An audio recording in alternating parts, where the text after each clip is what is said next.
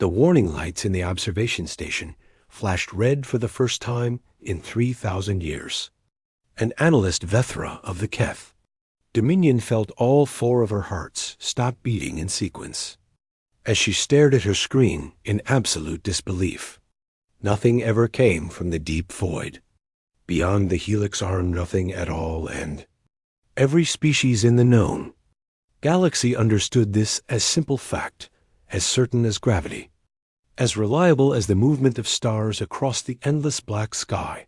The conclave of aligned species had monitored that empty region of space since before the founding of their great alliance. And in all that time they had detected only silence, only the cold whisper of dead stars, and the gravitational echoes of ancient collapsed suns that had burned out long before any of them had learned to walk upright. But now something was there. Vethra checked her instruments again and again, her long fingers trembling as they moved across the control panel, her wide eyes reflecting the impossible data that scrolled across her display in lines of burning crimson text. The signal pulsed steadily from coordinates that existed on no chart, from a point in space that every map marked as empty, as void, as nothing but the cold gap between galaxies where no ship had ever traveled and no civilization had ever dared to venture. She isolated the transmission and felt her blood turn to ice as the message decoded itself. Across her screen, it was not a greeting, and it was not a cry for help, and it was not the curious transmission of some newly discovered species reaching up to make first contact with the wider universe. It was warning, the words repeated in over 400 languages, cycling through tongues both living and dead, including 17 extinct dialects that had not been spoken since before the conclave itself had come into existence. Vessel designation: Prometheus unbound Terran sovereignty. Do not approach, do not hail, do not interfere. Vethra read the words 3 times before their meaning fully registered in her mind. And when it did, she lunged for the emergency communication terminal with a speed that surprised even herself. Within the hour, every telescope in conclave space had turned toward the source of the signal, and what they found made the greatest scientific minds in the galaxy question everything. They thought they knew about the universe and their place within it, the ship that emerged from the seal. Darkness was so massive that it bent light around its frame, creating a halo of distorted stars that made it look like a hole cut into the fabric of reality itself.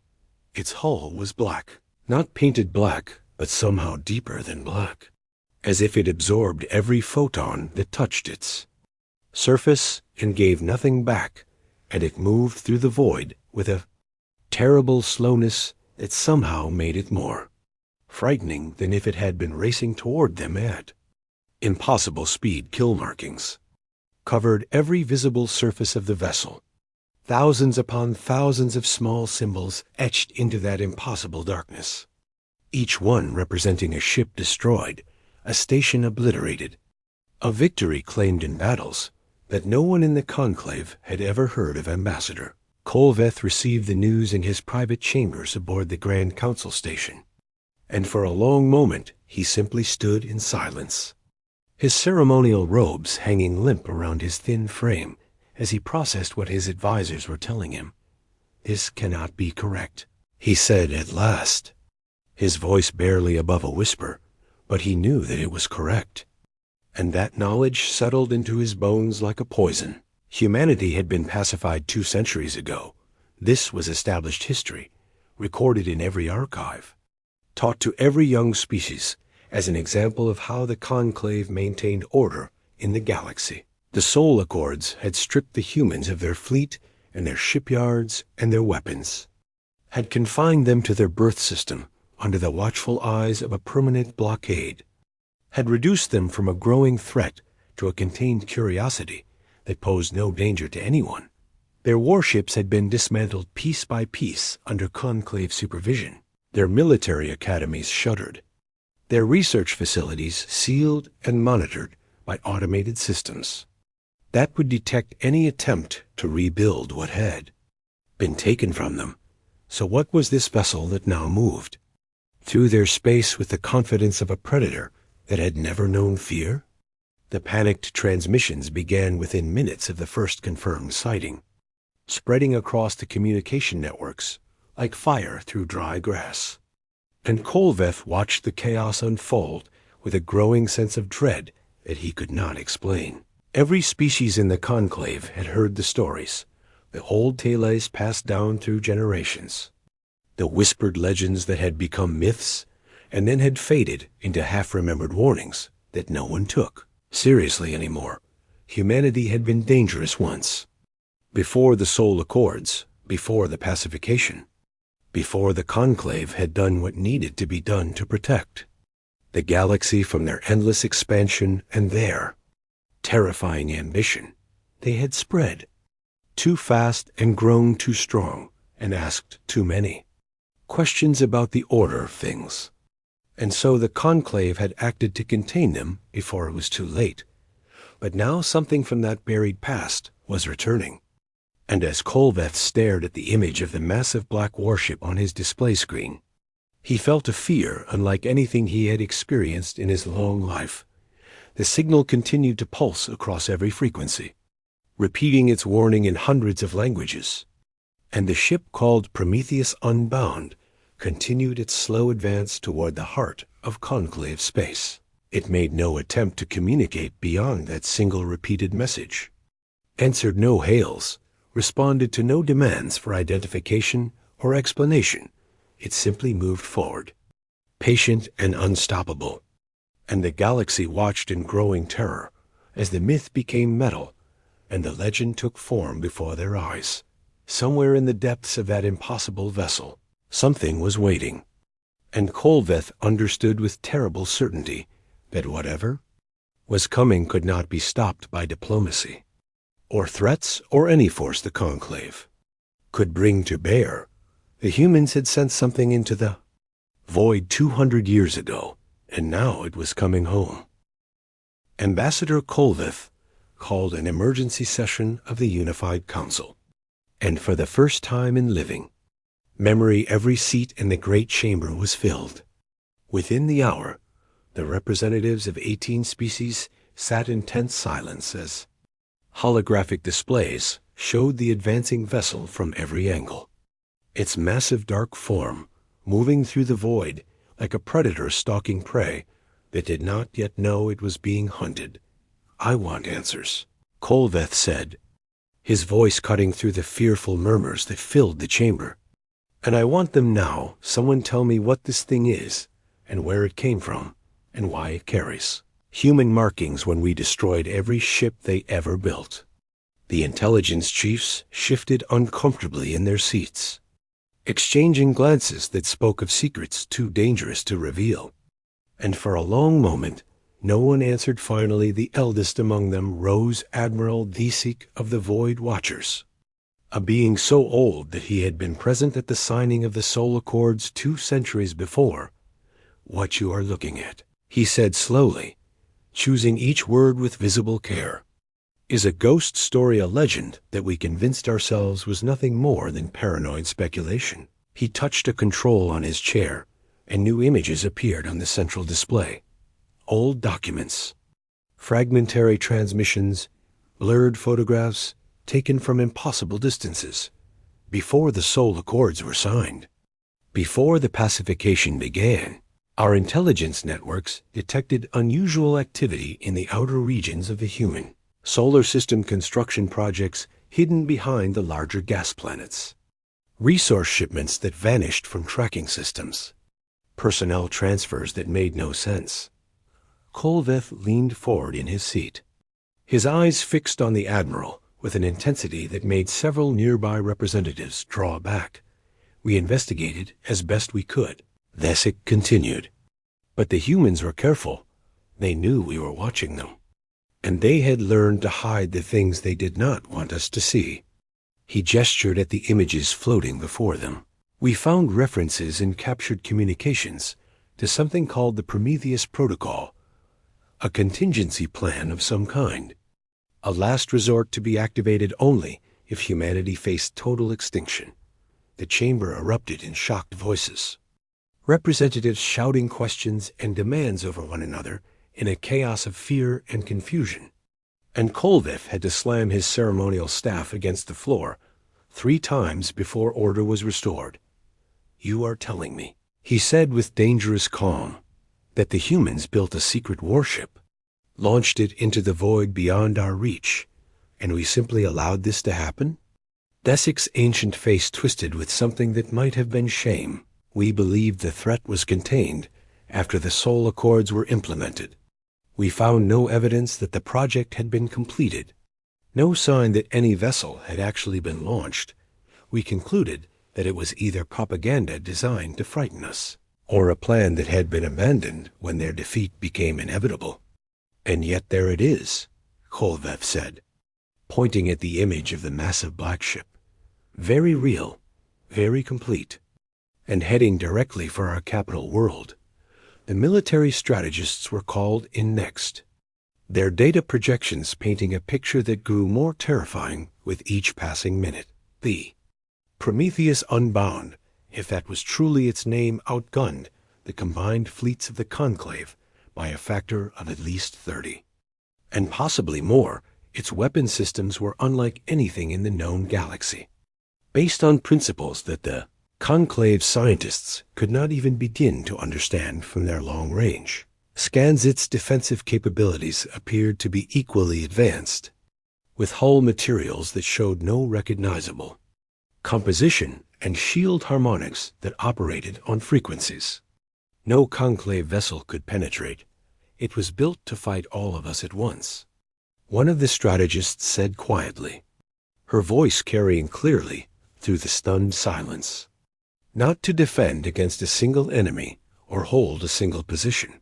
It was designed from the beginning to wage war against the entire galaxy and win. The Xena historians painted an even darker picture.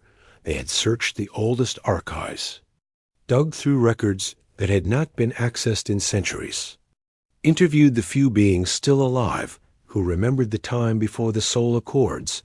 The story they pieced together made Kolveth's blood run cold.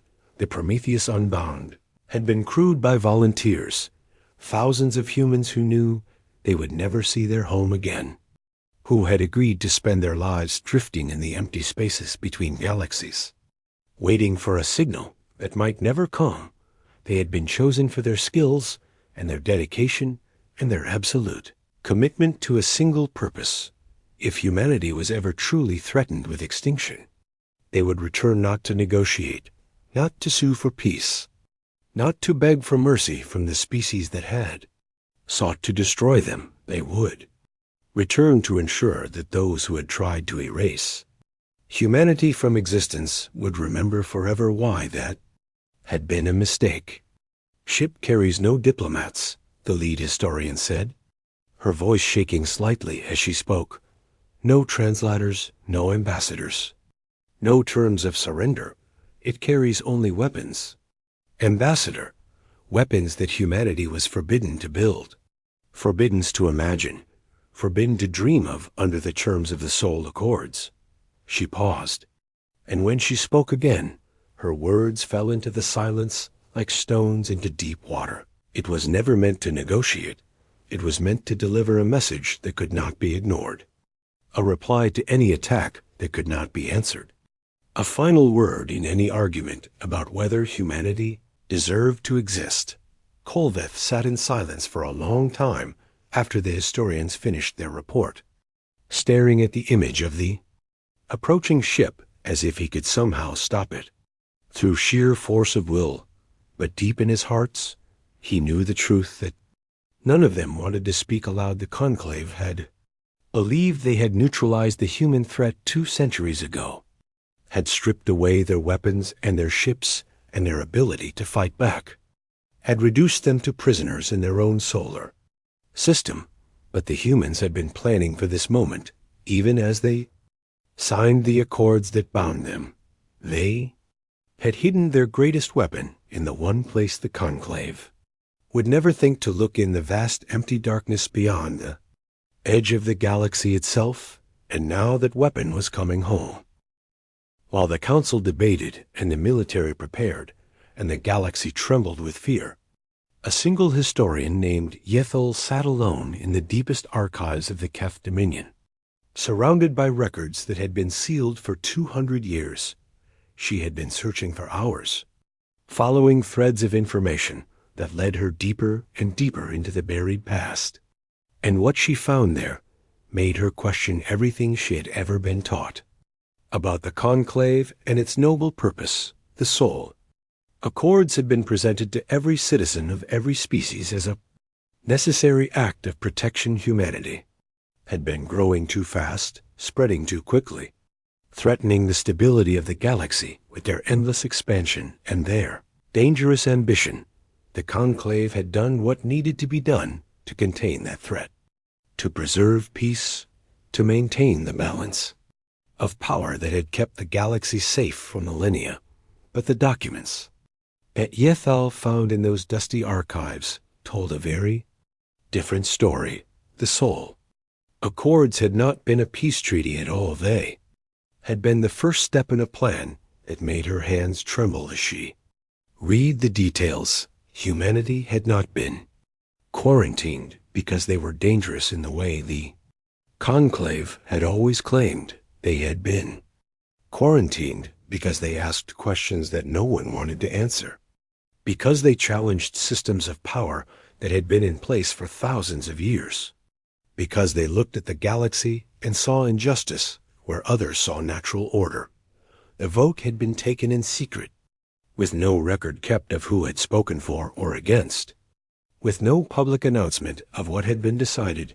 Every species in the conclave had agreed humanity would be contained first, and then when enough time had passed, when the galaxy had forgotten that humans had ever been anything more than a curiosity locked away in their little solar system, they would be eliminated, not conquered, not subjugated, not absorbed into the conclave as a lesser member species, eliminated entirely, erased from existence, removed from the galaxy as if they had never been there at all. The second phase of the plan had been scheduled to begin 10 years after the signing of the Soul Accords, and the documents laid out the method in terrible detail. The blockade fleet would be reinforced with additional ships, the kind of ships that carried weapons designed for planetary bombardment rather than simple patrol duties. The monitoring stations would be quietly evacuated, their personnel reassigned to distant posts where they would not be able to report what they saw. And then, in a single coordinated strike, every human colony would be destroyed. Every human ship would be vaporized. Every trace of human civilization would be burned away until nothing remained but silent worlds and empty space. Yeth-Al read the execution orders with tears streaming down her face, her soul sick with the knowledge of what her own species had agreed to do. But then she found something else. A footnote in one of the final documents, a small annotation that someone had added in hasty handwriting that looked nothing like the formal script used in official records. They know someone has warned them the contingency is real. She searched frantically for more information, pulling files and data crystals from shelves that had not been touched in generations. And slowly, the pieces came together into a picture that changed everything. Someone within the conclave had betrayed the secret someone, with access to the highest levels of classified information, had reached out to the humans and told them what was coming. The warning had given humanity just enough time to complete their hidden project, to launch the Prometheus Unbound into the void, to put their contingency plan into motion before the conclave could stop them. And now, 200 years later, something had activated that contingency. Yethal contacted the council with her findings, transmitting everything she had discovered to Ambassador Kolveth's personal terminal. And the response came within minutes. The second phase of the plan had finally begun, just days before the Prometheus Unbound appeared on their sensors. A strike fleet had been dispatched.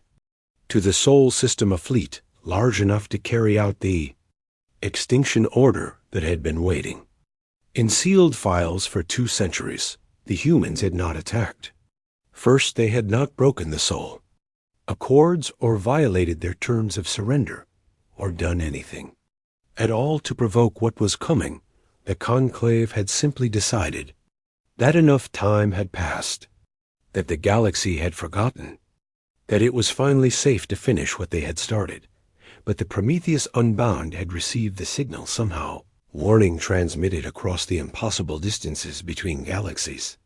A message that told its sleeping crew that the moment they had been waiting for had finally arrived. Kolveth attempted to open communications with the approaching vessel, broadcasting on every frequency, using every language in the Conclave's database, offering everything from formal diplomatic recognition to unconditional surrender. The response came after 3 hours of desperate attempts to make contact, and it consisted of a single phrase transmitted in a human voice that carried no emotion at all. "We received your message. We are delivering our reply."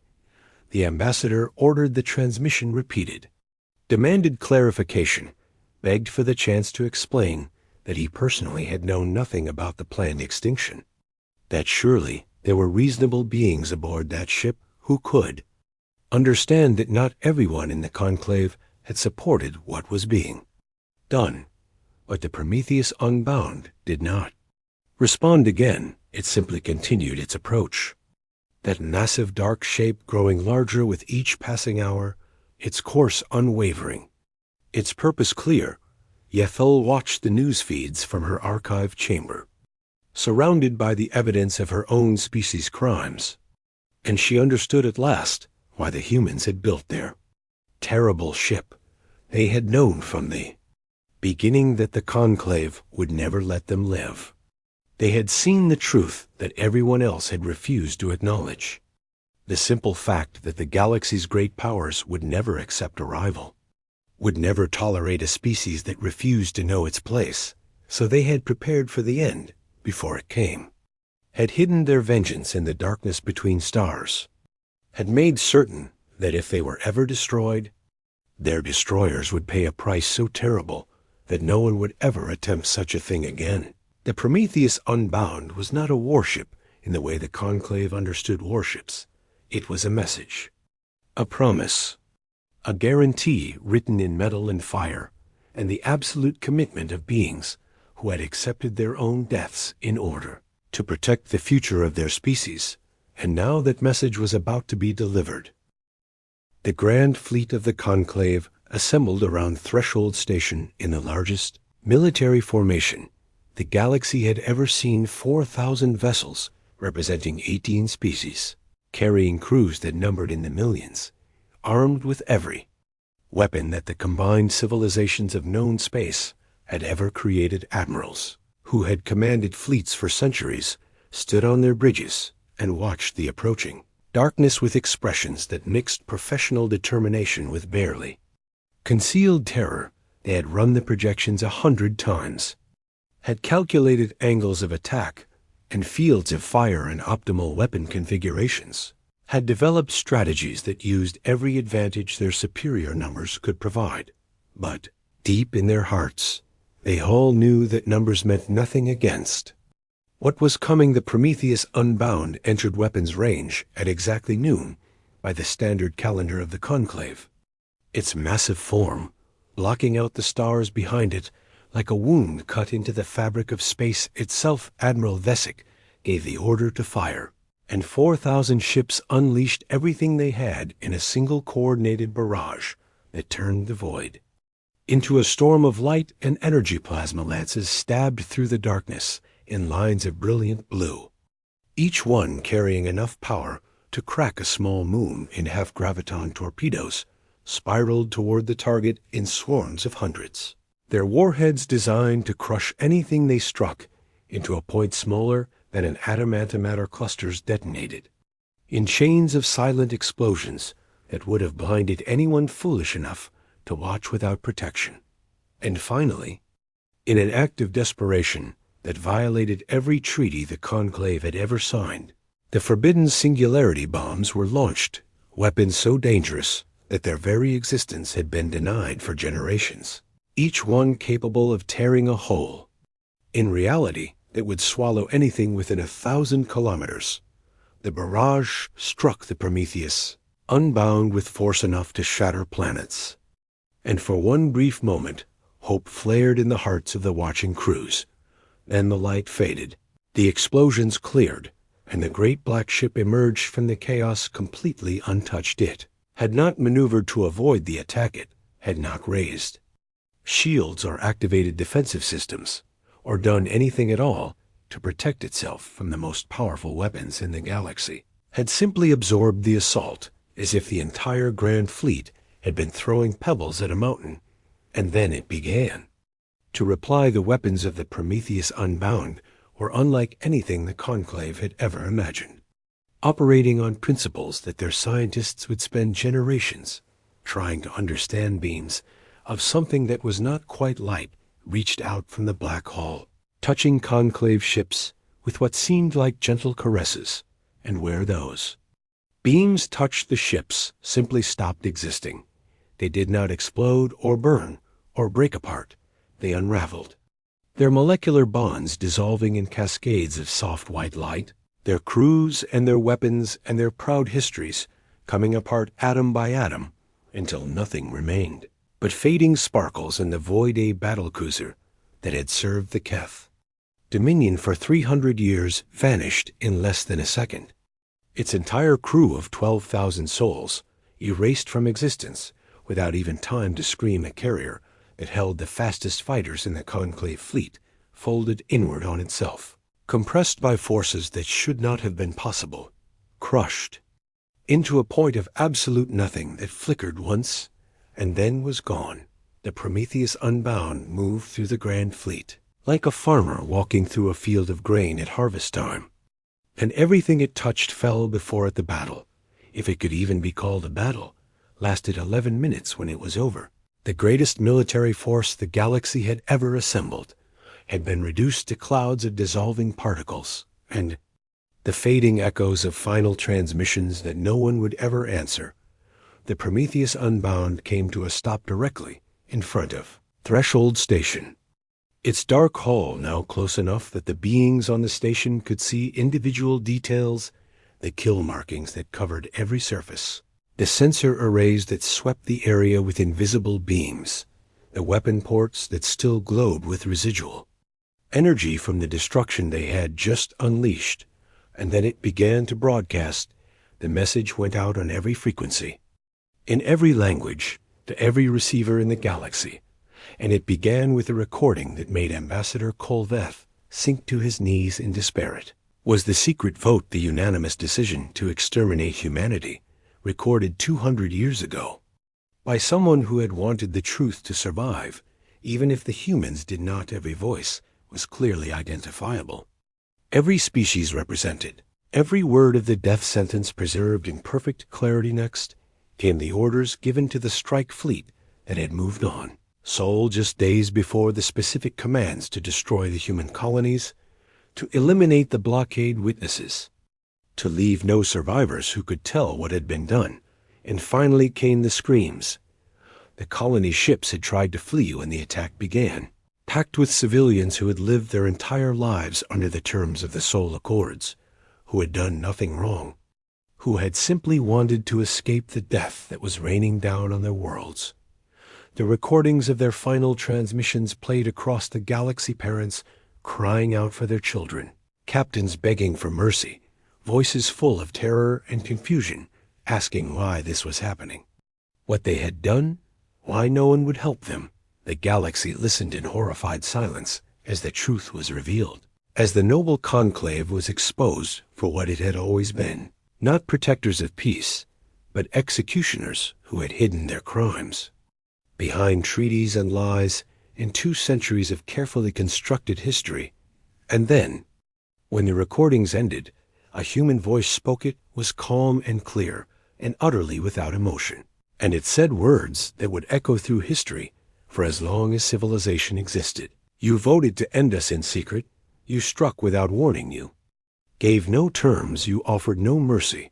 We learned from you, this is what you taught us to be. The transmission ended, and the Prometheus Unbound hung in the darkness before Threshold Station, waiting for its message to be understood. This was not an invasion, or a conquest, or a war of expansion. This was an answer, a response, a reply delivered in the only language that the Conclave had ever truly understood, and every being in the galaxy now knew exactly what humanity was capable of when pushed to the edge of extinction.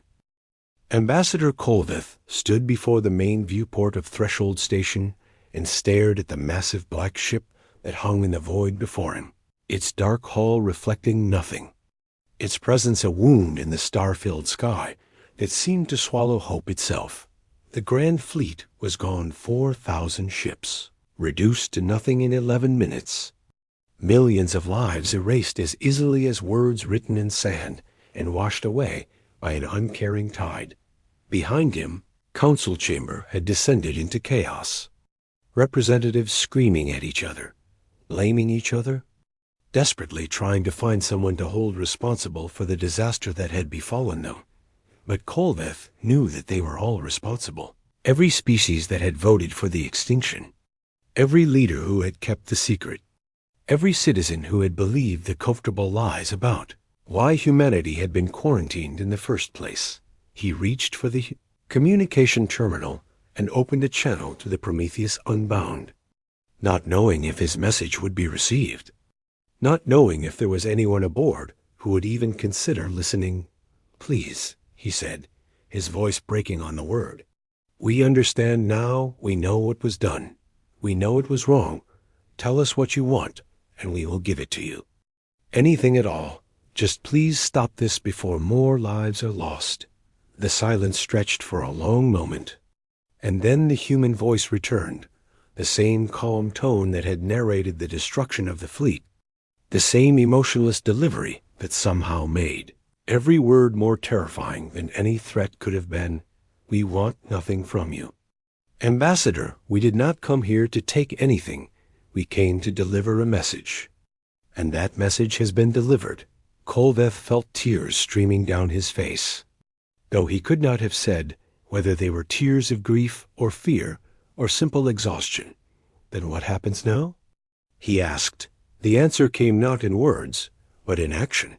The Prometheus Unbound began to open, its massive hull splitting along seams that had been invisible until that moment, revealing a darkness within that seemed deeper than the void of space itself. And from that darkness they came thousands of smaller vessels, each one a miniature version of the great ship that had birthed them, each one carrying the same black hull and the same terrible weapons and the same absolute purpose.